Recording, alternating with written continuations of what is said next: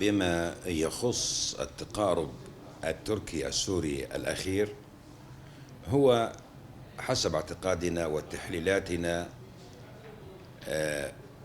متفق عليه من قبل تلك الحكومات للقضاء على مشروع الأمة الديمقراطية، وليس حبا أو انتماء بين الدولتين لبعضهما البعض، إنما هو مشروع للقضاء على الشعوب حسب اعتقادنا، لأنه لا يمكن لدولة تدعي بأنها هي الممثل الوحيد للشعب بأن تأتي بدولة أخرى وتغرسها ضمن الأراضي السورية. هذا احتلال.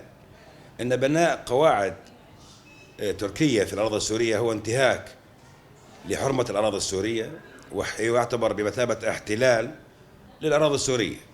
إن مباركة الحكومة في دمشق على هذا الأمر هو أمر خطير جدا، يستهدف الشعب السوري بالطراز الأول. هذا حسب استنتاجنا كشعب في سوريا وبشمال شرق سوريا بشكل خاص.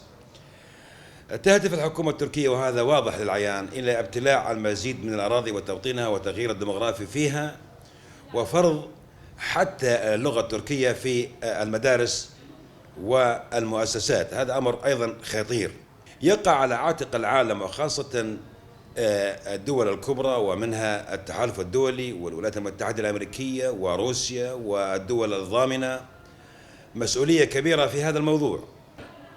الفوضى الموجودة في العالم والإرباك الموجود في العالم والحرب الأوكرانية الروسية والحرب السورية على الشعب السوري أدت إلى خلق حالة من عدم القناعة بمصداقية الأمم المتحدة ومجلس الأمن وحتى جامعة الدول العربية والدول الكبرى التي فقدت مصداقيتها في إيجاد حل سياسي يضمن الاستقرار في سوريا وإنشاء منصات سياسية من أجل التفاوض على حل النزاع في سوريا. أدى بالنتيجة إلى هلاك الشعب السوري، وأدى بالنتيجة إلى هجرة الشعب السوري. كل ما يحصل في سوريا هو مؤامرة حقيقة على شعبنا في سوريا.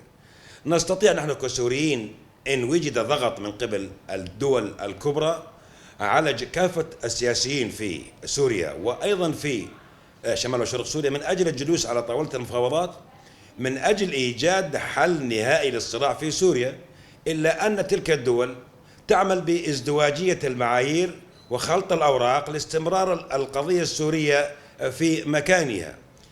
تعمد الحكومات في سوريا على خلط الأوراق أيضا وإطالة الأزمة وخلق أزمة هنا وهناك أيضا لإطالة الأزمة في سوريا وإرباك المجتمع الدولي، مما أدى بالنتيجة إلى حالة من الفقر المطبق والهجرة والاقتتال والإرهاب في سوريا. طبعا هذا الموضوع خطير جدا.